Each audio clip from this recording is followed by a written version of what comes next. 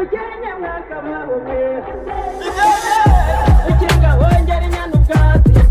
Ukinga wongera inamuzindi Ukinga Amashimwe cyane twakire Kadudu Abwiza buranyishe ndabarahiye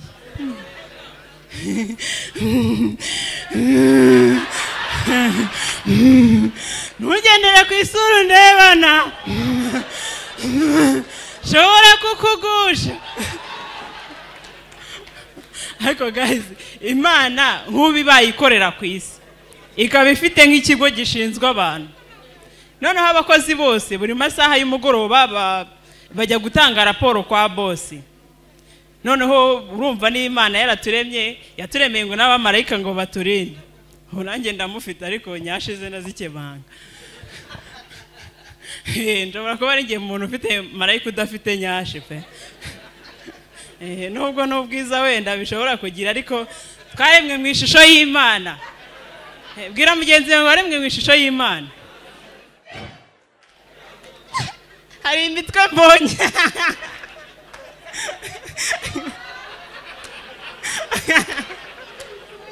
so tuvugisha kuri Imana ibaye ifite umutwe nk'uyu koko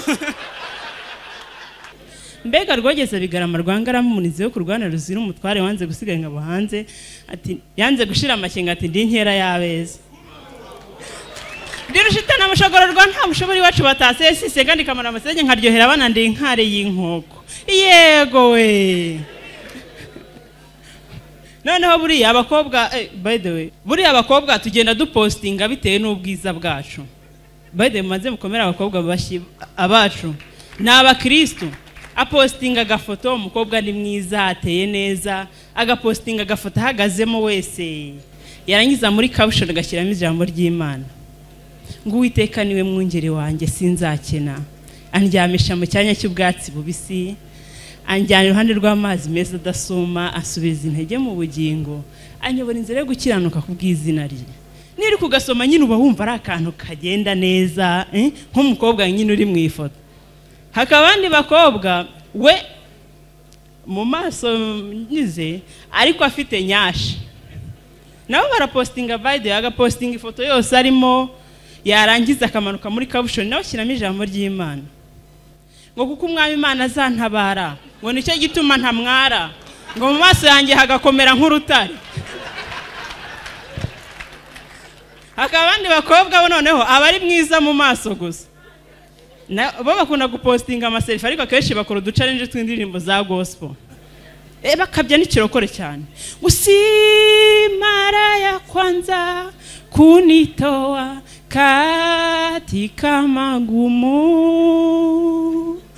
nina ushuhuda zaidi ya moja we ni mwaminifu nina historia marumu we mchemu ya uzima kubera gupostinga challenge kenshi agira ngo twibagiye kwageza twibagirwa ko agira ibice byo hasi ukabona postinze abafite biramurarebamo ni mu mubwiriza ibice 3:21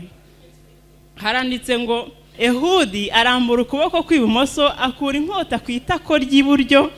ayimutikura mu nda meruduka yimvira mu nda buriya niba ari uko mvuga mu muryango w'abakristo ngiye mfite Bibiliya ntagatifu by the way ariko ngiye ibintu biri muri Bibiliya byanjye byose mba numva ari bitagatifu ariko ejo bundi natunguwe no kubona ikintu muri Bibiliya nukuri kirantungura nihagira umuntu baha mikoro ansomere muri Yesaya 11:10 maze uwo munsi igitsina cya Yesaya kizaba gihagaritswe no kubera amahanga ibendera ngo igiki